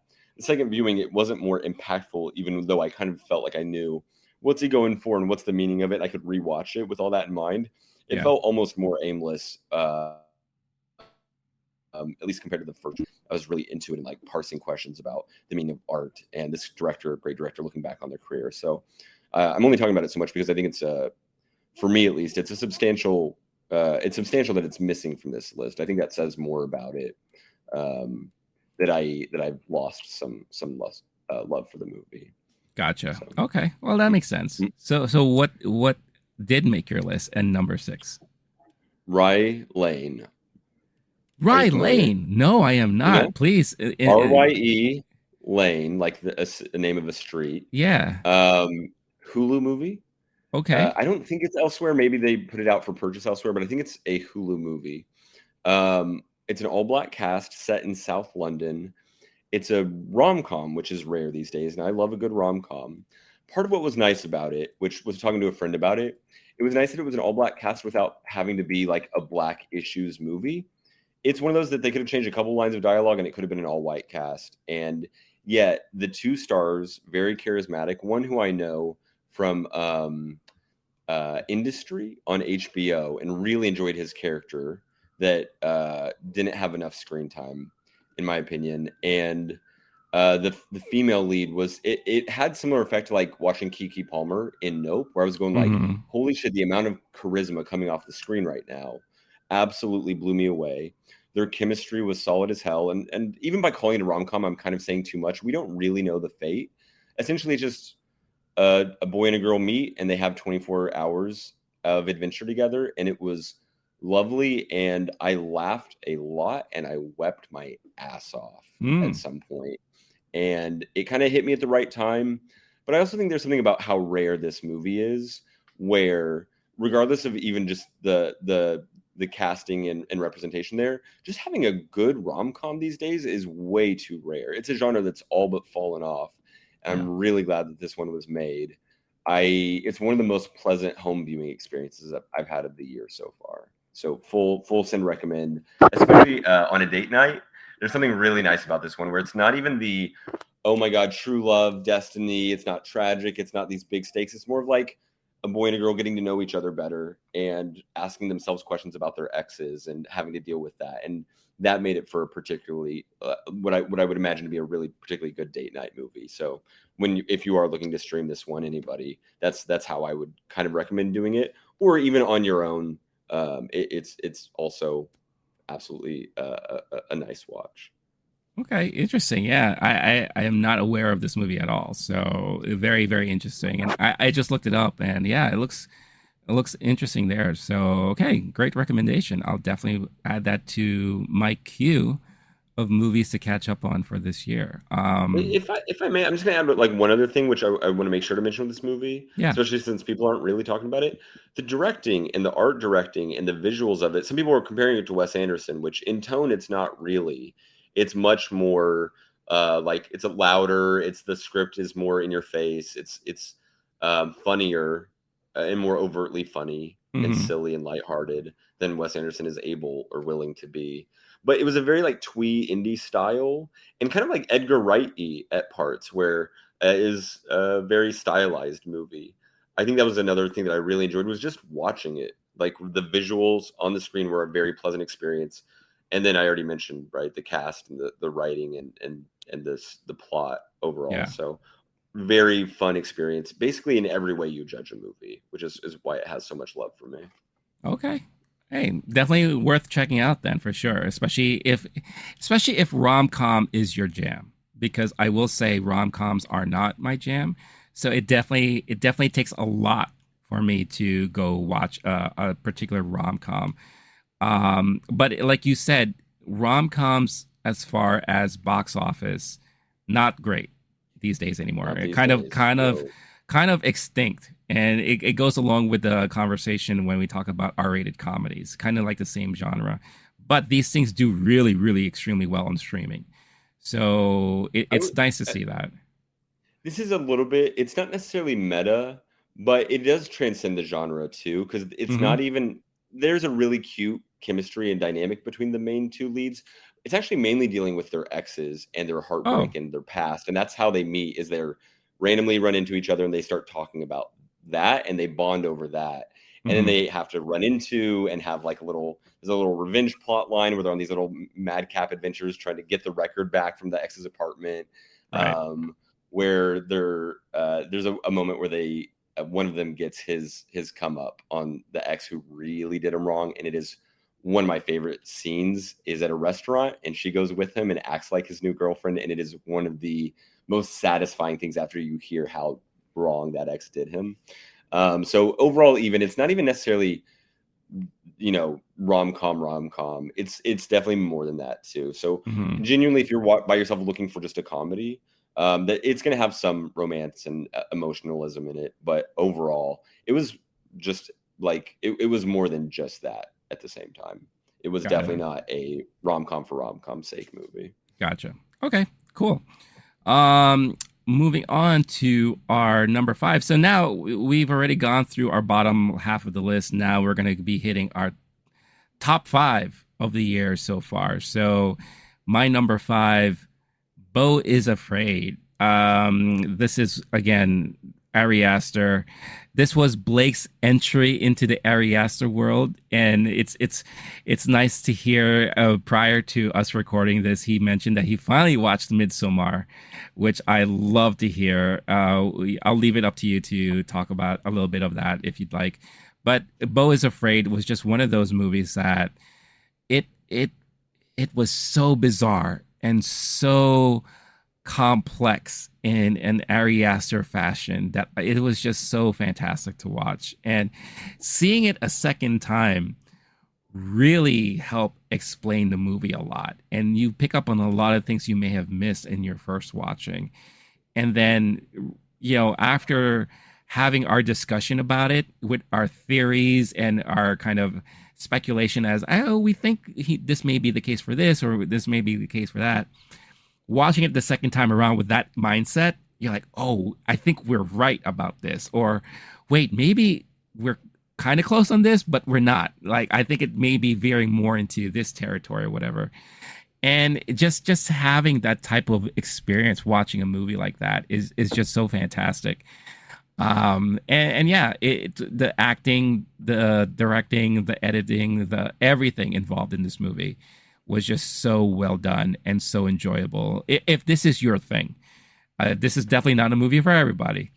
But if this is your thing, then this was like a perfect movie for you. And I could not have it. I could not have it on my list. Like, this was definitely one of the best movies of the year so far for me. May not be top, but it's definitely a top 5 for me of the year so far. So I'm going to save my thoughts for a little bit later in my list. That said, it's nice hearing you talk about it on the rewatch. I saw it a second time. Yeah. Watched Midsommar recently because of how much I enjoyed this movie. Mm-hmm. It made me enjoy this movie even more because I didn't love Midsommar the way I did this one. But I recently walked by a movie theater where it was playing at an indie cinema, and a couple hipsters, and watching them walk out of the theater, and I just happened to be standing outside the theater, not even going to the movies, just standing there. I was like, what are they talking about? And I just eavesdropped the fuck out of their conversation. Nice. And hearing them try to parse through the movie after their minds had just been blown for 3 hours was so delightful. Oh, I was yeah. like, I'm glad I don't have to ask myself the question of what was that in the attic anymore. Right. And instead we get to talk about it in retrospect. And so I'll get to mine in a little bit. Awesome. My next one is everybody Little Mermaid. Oh, wow. We went into it. We have an episode about it. Yeah. We went into it. We loved the hell out of this movie and talked about it. So if you want full thoughts, go to that episode. All I'll say is, like, I had decent expectations for it. This was one of my favorite movies when I was young, one of my first favorite movies, one of my first crushes. This movie is better than the original. I've now rewatched it, and I can say very strongly the music is better. The way they made a couple changes to the plot. The joke I make is that it's more dimensional, which obviously it is. It's the real, the real life version of it. But I was just as impressed, and more so on the second viewing, of just what a quality work this is. Mm-hmm. Compared to, like, what did we want to say? Like, compared to Asteroid City, is it a great work of art that's going to live forever? Like, I'm not asking myself that question. It's kind of like, for what it's trying to do and what it is very fucking successful. And if you only want to watch, like, movies that challenge your sensibilities and make you kind of nauseous, or like, what's the meaning of life? This movie does have, like, deep meanings in it and questions in it. But at the end of the day, it's a Disney movie, and they crushed it. And the fact that they did an even better job this go round, when all of the other recent live action remakes have been pretty unsuccessful around the board, with rare exception, made me love it even more. So that's why it's my top 5 movie of the year so far. I'm surprised. I was not expecting you to. It's not on your list at all. No, it's not. I thought we would get too late. Damn. Okay. No, it's not. I mean, don't get me wrong. I enjoyed the movie. The movie was great. I agree with you that it is definitely better than the original, just because of the fact that it dives deeper into some of the characters. We already spoke that it had legs and all that. But yeah, it made me more invested in the characters and seeing them play out the way that they portrayed them this time around. And it made, in my opinion, I think some people out there don't agree, but it made the chemistry more understandable between the two. But I feel like there are some people who don't feel that way at all. Some people like cartoons, and there's nothing wrong with that. I'm not trying to disparage anyone who likes cartoons and feels more romance towards them. That's not weird. That's fine. I, however, felt like this relationship dynamic between two living, breathing people was a little more believable, we'll say. Yeah, there you go. And they pulled it off too. Yeah, they did. Okay, no, that was great surprise to hear. I love that. That's awesome. Moving on to number 4. Speaking of animated, Spider-Man Across the Spider-Verse is my number 4 because, again, I mentioned earlier, when it comes to the comic book superhero genre, we haven't been getting a lot of great hits. It's been a lot of meh or oof kind of reactions from a lot of these things. But when it comes to Across the Spider-Verse, the first one was already fantastic. And I think a lot of us were wondering, well, how are they ever going to top that? And they topped it and then some in this one. I mean, oh my gosh, talk about a work of art. Just watching all throughout. I mean, animation style was amazing. They stepped it up several notches here. The voice acting was just really great across the board. The character development, everything was just so enjoyable and so well done. And this really felt like a true cinematic comic book superhero type of movie. And it was just enjoyable. And I really can't wait for the third one to come out whenever that is. Now, granted, now after the fact, there is some controversy because of the amount of work and pressure the animators have gone through. A lot of them have spoken out about the deadlines and being overworked and all that, which I don't necessarily disagree with. But I also agree with what when you look at it in regards of the producers and the directors, where it's like, if it wasn't for that type of pressure, we would not have gotten this type of cinematic masterpiece that we got. That being said, there definitely needs to be implementations of regulations as to how much demand to put on such animators or whatever the case is. Spend more money or spend more time and don't drive your creators into the ground, or else you might not get another movie like this on the third one instead of just taking the short bet. That's the counterpoint in my opinion, but I'm also no, I think at the end of the day, and I think unionize. I think the best way is just have all the animators unionize, and that way they can make sure that regulations like that can really be implemented and enforced. It does work for like actors and the writers, even though they are currently, well, the writers are on strike. The actors looks like they're about to be on strike. So we're not going to have any Hollywood right now, like probably in the next couple of weeks. But I do feel like things like that do help when it comes to situations like this. But at the end of the day, they put out an amazing piece of work. And I really do hope it continues with the third one. But it was such an enjoyable movie-going experience when I saw this. So that's why it's number 4 on my list of the year. Good call. It's not on my list. I respected the hell out of the movie. It's not to take anything away from it. It's not really my genre as much. Sure. But awesome movie. Great choice. My 4th spot is going to go to Sanctuary, another indie movie. Acting powerhouse, 2 people stuck in a room instead of Willem Dafoe by himself. Instead, we have Christopher Abbott, one of my favorite actors, and Margaret Qualley, absolutely crushing it on screen.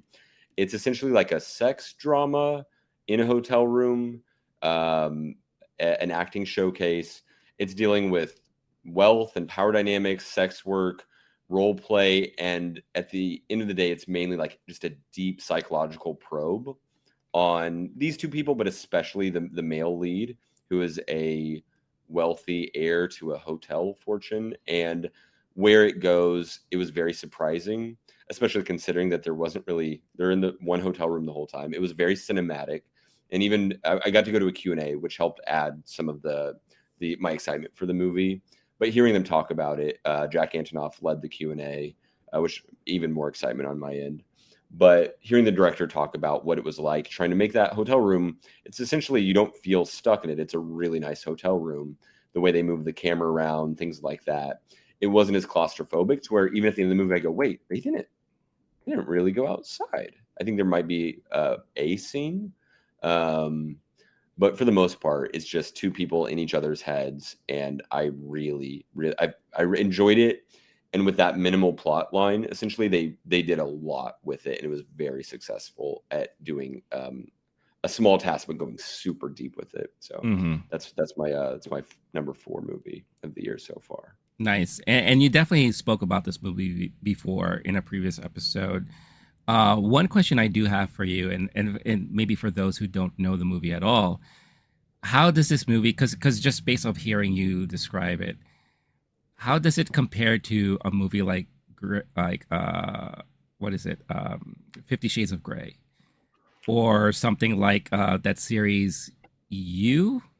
That I haven't seen You. Okay. I have seen 50 Shades. I think I've seen all of them.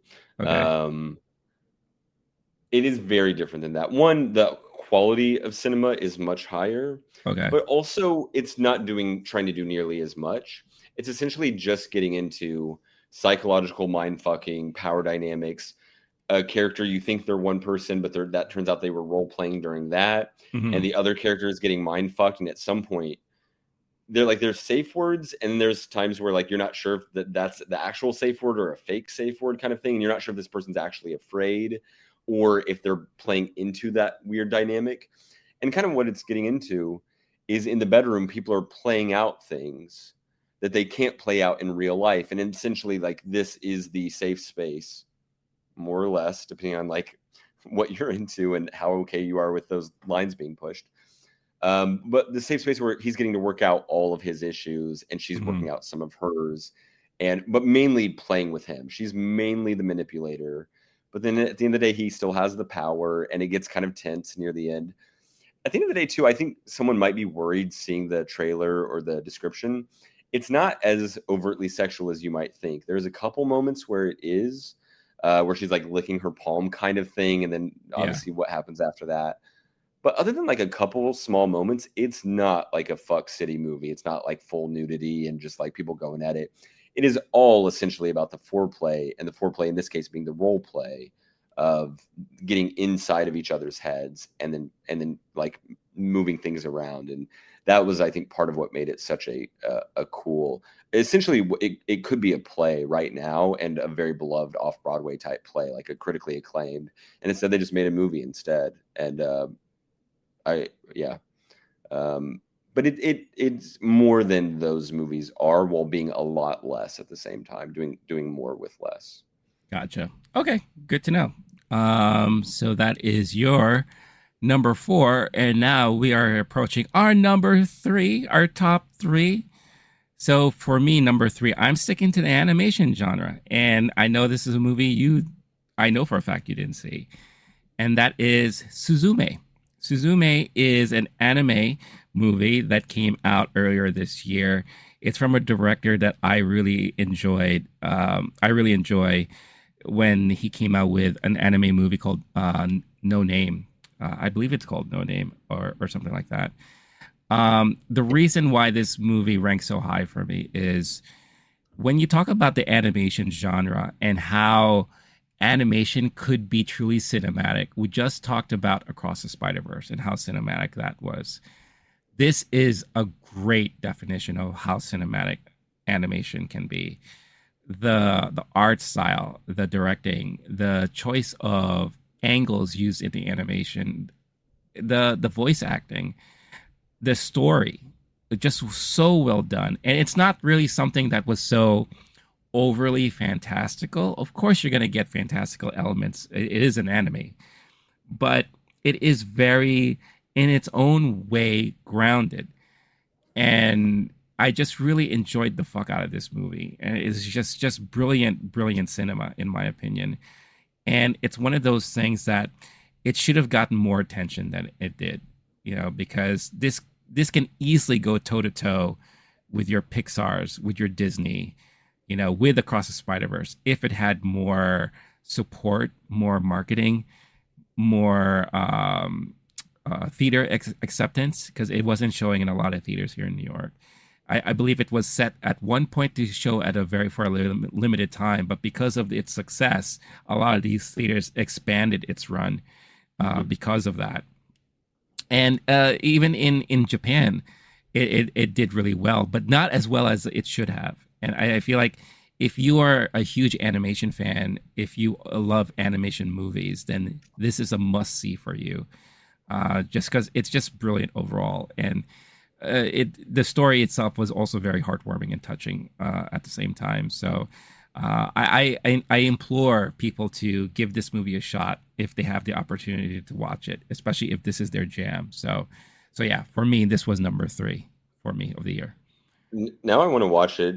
The other movie you were saying, it's Your Name. Your Name. And That's it. Yeah. apparently, the reviews for this movie are great. And apparently, Your Name, fifth highest grossing film of all time in Japan, and the highest grossing anime film, overtaking Spirited Away, which is saying a hell of a lot. Yep. So that's for that movie. For this one, the reviews are incredible, and thank you. This is why I'm glad we're friends. You get to let me in on something that I might not have been aware of. Oh yeah, back and forth. I mean, you told me about stuff that I haven't seen yet, and there you go. And I know animation is not your thing, but you do give it a shot from time to time if it's something that sounds compelling. So I would ask you to give it a shot if you can. Okay. But I know by the also end of the year, I'm going to have to fix this for this end of the year list. So I can right. At least keep up. Yeah. And that's a good point too. Like, I wonder if a movie like this would be qualified for Oscar contention, because I do think it has every right to be because of how well of a movie it is. So, I'm excited to check it out. My 3 movie is How to Blow Up a Pipeline. Speaking of us taking turns on ones we haven't seen. There you go. Yeah. The politics of it are fascinating. I enjoyed the politics of it. A lot of people find them very controversial.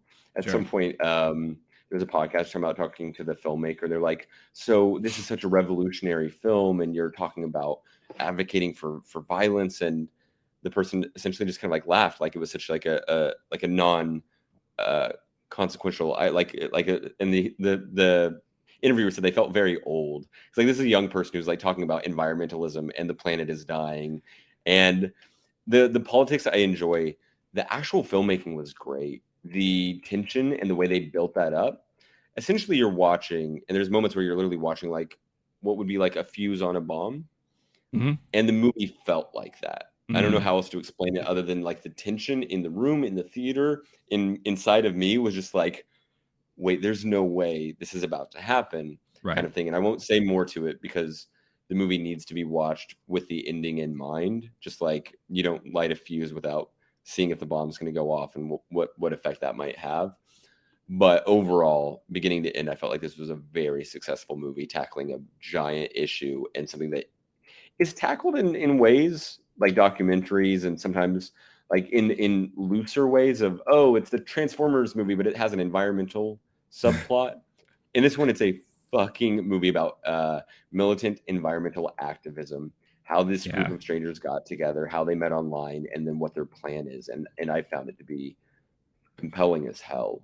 So full send recommend for anyone who's interested in a movie that has a good bit, even if regardless of the politics, just if you weren't even concerned about the environment or you didn't even know if this was a real issue or not, the tension and the suspense of this like thriller of, are these people going to pull off the mission? Kind of like a heist, essentially. Okay. But the point is to like blow up a pipeline, basically. Right. Very, very compelling. So fully recommend. All right. Yeah. I mean, it still remains on my list of movies to check out from this year for sure. Especially after hearing you talk about it the first time you mentioned it. So yeah, great to know how highly regarded it is for you for the year. So good stuff. All right. Number 2. I'm curious how you're going to feel about this one. I want to be clear here. There's 2 movies I mentioned that I haven't gotten to yet. Yeah. You've already talked about. So I don't know how you want to do it, but just FYI, you might want to switch our turns so that you're ending with one. If it's more surprising or one we haven't talked about, I don't know if it's the same here where we've already mentioned your 1 and 2 or something. But just FYI, we've already kind of touched on mine. Yeah, no, it's fine. I mean, we'll just continue the way we're doing it, and we'll see how it plays out. But I have a feeling this one's definitely going to surprise you. Air is my number 2. I still need to see it. Oh no. Oh no. See, okay. I haven't seen it yet. I have to. Now I have to. I didn't realize you loved it that much. Oh, dude. Wow. This is that feel good type of movie that we get at least one of these a year. And this is definitely one that we got much earlier in the year that really hit home. It was, again, you have Matt Damon and Ben Affleck, back together again. And a great ensemble cast on top of that, talking about the basically the reinvention of Nike and the explosion of the Jordan brand. It's a sports movie, but not really, because we're talking about a product and not really the athlete. It's like a business movie, kind of. Yeah, it's like a business closer type to of BlackBerry. Could, yeah, maybe. Again, I haven't seen that, but based on what you describe, it could be, yeah. And it's interesting the way they tackle the athlete involved in it, because you don't see him, which is interesting. And I'm not spoiling anything here for you because I know you haven't seen it yet, but it's really more about the legacy of the brand, the name, and all that, and just seeing this ragtag group of employees trying to reinvigorate themselves, reinvigorate the company. I mean, the history by now, their competition with Adidas and Converse and all that, and trying to be the top dog or what have you. It was just such a fun ride watching it all the way through. So this was, again, one of those great feel-good type of movies that, again, we don't get a lot of, but when we do get it, it's much appreciated. But when we get one that's done this well, even more so. So I highly, highly recommend that you watch this movie. I'm fascinated that it made it that high on your list, but yeah. Okay. Now I really got to check it out. So, yeah. My number 2, we've talked about John Wick 4. Absolutely love this movie. It might be my favorite one. Someone recently described it as the of the John Wick movies, the musical, where there's just like these giant set piece and so much dancing and choreography, right? Like as to its own end, and it's violent, but it's more so like there's times where you're not even really seeing the violence. It's just like the fantastic spectacle of the movie is on 10. And some other times it's like 9.5, which is funny because like the other ones are also very much that way. This one's even more so. I enjoyed the hell out of it. Saw it a couple times in theaters, edge of my seat, and even the second viewing I appreciated more because it wasn't moving as fast. Right, you get to slow down and appreciate some of the set design and how they set it up, and going like, but still, there's no way. Like seeing a magician do the same trick twice and not knowing how they did it, or being equally impressed, it makes it even more impressive of a feat. So we don't need to talk about it. I bet everyone in the world is aware of this movie. You either saw it and loved it or you didn't see it. Right. I absolutely saw it and loved it. So that's my number 2 movie of the year. That's amazing. Because again, knowing you, and for those of you listening to us and watching us, you get to know us more and more each time. I was not expecting a full-blown action movie to be on the very top of your list. You're the Blockbuster guy. I do like a good action movie, but it's not really. I mean, you might expect a little The Sanctuary, and the Blackberry, and the Rye Lane, and the Past Lives, and the Inside, and John Wick 4 was amazing. That's absolutely amazing. It's fantastic. It's funny. It is kind of like a reversal of roles for this episode, because my number 1 movie of the year so far is Past Lives. And that's where that movie sits for me. Okay. And again, I talked about it before. It's a movie that stuck in my head for a very long time after I watched it. And because of that, I had to change my rating of it on Letterboxd. It is, in my heart, I am a romantic. So movies like this do hit me. When you compare it to movies like Eternal Sunshine of a Spotless Mind, Lost in Translation, kind of like those gut-wrenching romance movies. But romance, when it comes to unrealized romance or romance that gets away from you, things that don't work out, what ifs scenarios when it involves romance, like those are the movies that hit me the hardest. And again, it has a lot to do with experiences, and I've been through a lot of experiences like that, and this is one of those movies that we haven't gotten a movie like this in a while, and now that we have, it hit me very hard, and I didn't realize it until after the fact. Because like I said, I'll just be doing random stuff, and then that final scene will pop into my head for some reason. Or I'll see something that reminds me of that final scene. And I'm just like, man, that movie has like one of those like long-lasting impacts in my mind. So at the end of the year, will it still be this high up? I don't know. But something tells me it will probably still be in my top 10. based off of what I know that's still coming out for the rest of the year and what have you. But who knows? But as of right now, as of the halfway mark of 2023, this is my top movie of the year so far. Wow. High praise. Okay. Yeah. My number one is Beau is Afraid. And I'm not surprised by that. You know me too well. I love a good Joaquin Phoenix movie. I love a good acting showcase. It's some of my favorite movies are the ones where they get nominated and win best actor or actress just for like going absolutely ham on one role. I really enjoyed seeing that. It was my first Ari Aster film. I was skeptical and worried that I would be too freaked out by it, and instead it was just the right amount. Yeah. And instead of being like the horror murder movie, it's essentially the anxiety movie, which spoke to me. And I felt like, okay, this director gets it in a way that I'd even had like the idea of a movie like this where someone's mental state is showing things that aren't real, but making it seem like they are. Yeah. And there's movies where they'll do that in like a horror or they're on drugs or something, they're seeing it. But this one was so intense and it put those feelings inside of you. I love a movie that'll just kind of like put its fingers around my spine and just like twist a little bit. And afterward, I couldn't stop talking about it. We analyzed the hell out of it. Every friend I talked to who'd seen it were going, okay, let's get into this. Like, let's talk through it. Saw it a couple times in theaters, loved it just as much the second time. I can't say enough about how good this movie is, but like when it's not enjoyable at all, but it's that fucking good. And of course I enjoyed it. I laughed at parts and like got into emotional at certain parts. Like it was a good experience, but none of it was like the main character wasn't having fun for half of. Oh no. At any point. There was brief moments of relief that were then immediately, as soon as you got comfy for a second, it was just like rip it out again. Right.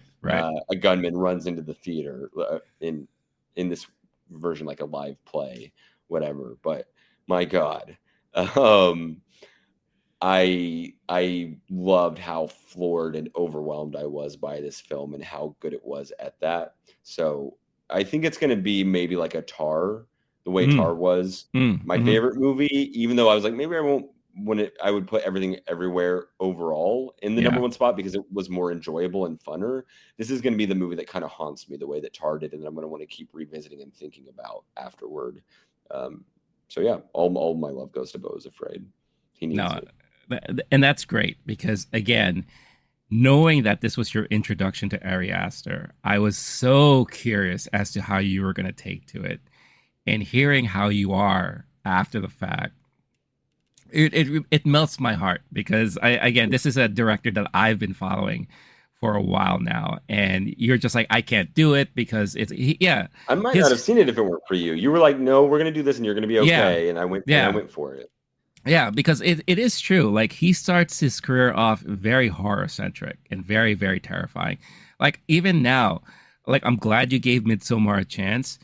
I don't think I would ever recommend you watching Hereditary because it's just like one of those things where it's just like, oh, I don't know if you're going to be able to handle that because it is. If you met Beau, would you recommend he watch Hereditary? I doubt it. Dude doesn't need that. Life is terrifying. No. Don't set the boy off.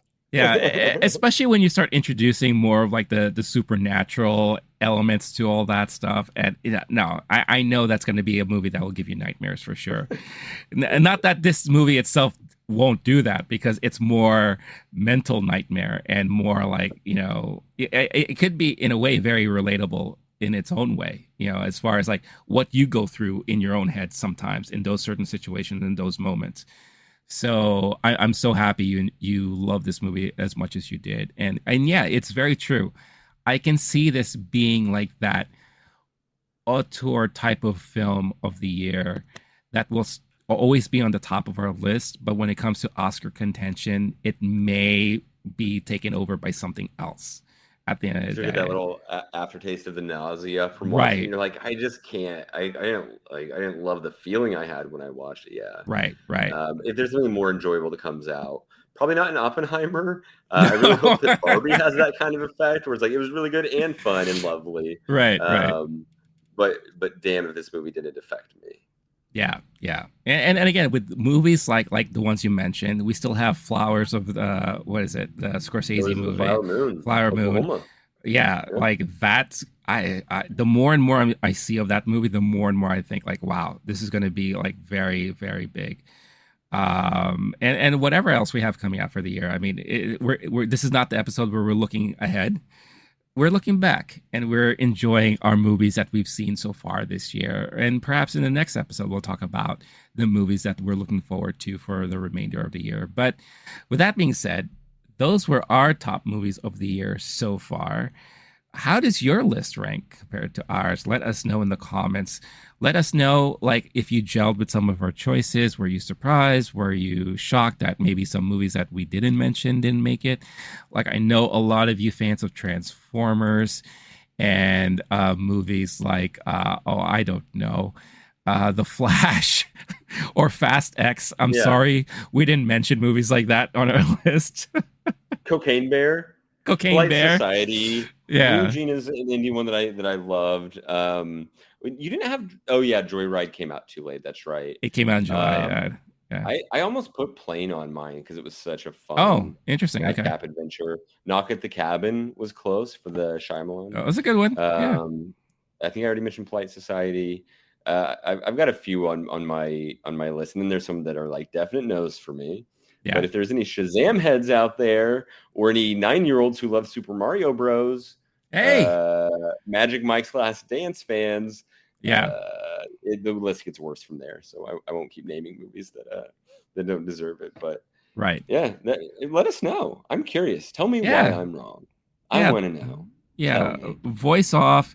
Again, if you wanted to use that option, the voice message option on Spotify, please, I beg you, please try it. If you have just a slight hesitation, that means you should do it. Just go and do it, because like stop what you're doing, comment, and like leave the voice message, and it will be featured on a future episode whenever that will be.